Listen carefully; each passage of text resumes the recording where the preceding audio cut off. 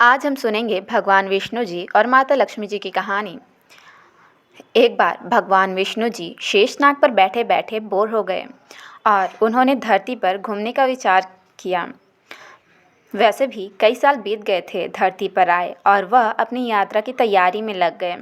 स्वामी को तैयार होता देखकर माँ लक्ष्मी ने पूछा, आज सुबह सुबह कहाँ जाने की तैयारी हो रही है? विष्णु जी ने कहा, लक्ष्मी, मैं धरती लोक पर घूमने जा रहा हूँ। तो कुछ सोच कर लक्ष्मी माँ ने कहा, हे देव, क्या मैं भी आपके साथ चल सकती हूँ? भगवान विष्णु ने 2 पल सोचा, फिर कहा, एक शर्त पर। तुम मेरे साथ चल सकती हो। तुम धरती पर पहुंचकर उत्तर दिशा की ओर बिल्कुल मत देखना। इसके साथ ही माता लक्ष्मी ने हाँ कह के अपनी मनवा ली और सुबह सुबह माँ लक्ष्मी और भगवान विष्णु धरती पर पहुंच गए।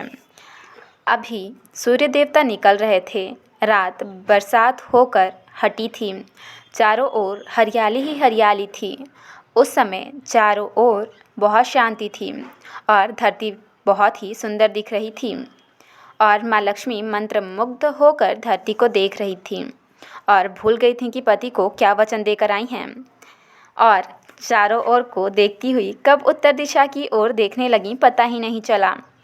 उत्तर दिशा में माँ लक्ष्मी को एक बहुत ही सुंदर बगीचा नजर आया और उस तरफ से भीनी भीनी खुशबू आ रही थी और बहुत से सुंदर सुंदर फूल खिले थे। यह एक फूलों का खेत था और माँ लक्ष्मी बिना सोचे समझे उस खेत में गईं और एक सुंदर सा फूल तोड़ कर लाईं। लेकिन यह क्या, जब माँ लक्ष्मी भगवान विष्णु के पास वापस गईं तो भगवान विष्णु की आंखों में आंसू थे और भगवान विष्णु ने माँ लक्ष्मी को कहा कि कभी भी किसी से बिना पूछे उसका कुछ भी नहीं लेना चाहिए और साथ ही अपना वचन भी याद दिलाया। माँ लक्ष्मी को अपनी भूल का पता चला तो उन्होंने भगवान विष्णु से इस भूल की माफ़ी मांगी। तो भगवान विष्णु ने कहा कि जो तुमने जो भूल की है उसकी सज़ा तुम्हें ज़रूर मिलेगी। जिस माली के खेत ने से तुम नए फूल पूछे तोड़ लाई हो, यह एक प्रकार की चोरी है। इसलिए अब तुम 3 साल तक माली के घर नौकर बनकर रहो।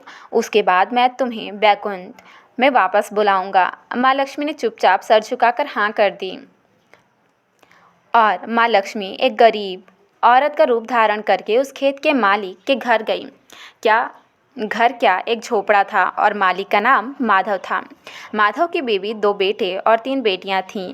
सभी उस छोटे से खेत में काम करके किसी तरह से गुजारा करते थे।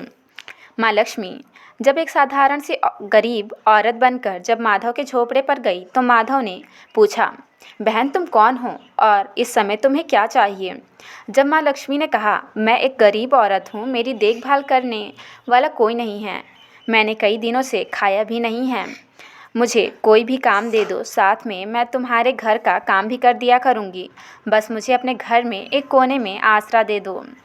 माधव बहुत ही अच्छे दिल का मालिक था। उसे दया आ गई, लेकिन उसने कहा, बहन मैं तो बहुत ही गरीब हूँ, मेरी कमाई से मेरे घर का खर्च मुश्किल से चलता है, लेकिन अगर मेरी 3 की जगह 4 बेटियाँ होती तो भी मैंने गुजारा करना था।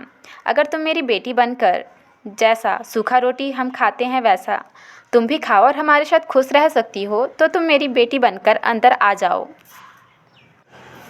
माधव ने माँ लक्ष्मी को अपने झोपड़े में शरण दे दी और माँ लक्ष्मी 3 साल उस माधव के घर पर नौकरानी बनकर रही।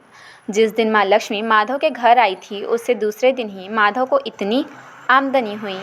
फूलों से ही शाम को एक गाय खरीद ली। फिर धीरे धीरे माधव ने काफ़ी ज़मीन खरीद ली और सबने अच्छे अच्छे कपड़े भी बनवा लिए और फिर एक बड़ा पक्का घर भी बनवा लिया।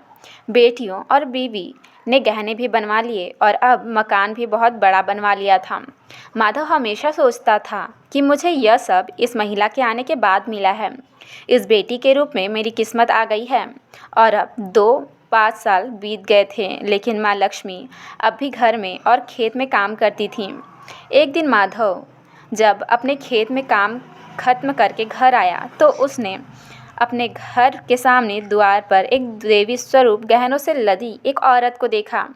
ध्यान से देखकर पहचान गया, अरे यह तो मेरी मुँह बोली चौथी बेटी यानी वही औरत है, और पहचान गया कि यह तो माँ लक्ष्मी है। अब तक माधव का पूरा परिवार बाहर आ गया था और अब हैरान होकर माँ लक्ष्मी को देख रहे थे। माधव बोला, माँ हमें माफ़ कर, हमने तेरे से अनजाने में ही घर और खेत का काम करवाया है माँ। यह कैसा अपराध हो गया है माँ, हम सबको माफ़ कर दे। अब माँ लक्ष्मी मुस्कुराई और बोली, माधव तुम बहुत ही अच्छे और दयालु व्यक्ति हो। तुमने मुझे अपनी बेटी की तरह रखा, अपने परिवार के सदस्य की तरह से। इसके बदले मैं तुम्हें वरदान देती हूँ कि तुम्हारे पास कभी भी खुशियों की और धन की कमी नहीं रहेगी। तुम्हें सारे सुख मिलेंगे जिसके तुम हकदार हो। और फिर माँ अपने स्वामी के द्वार भेजे रथ में बैठकर बैकुंठ चली गई।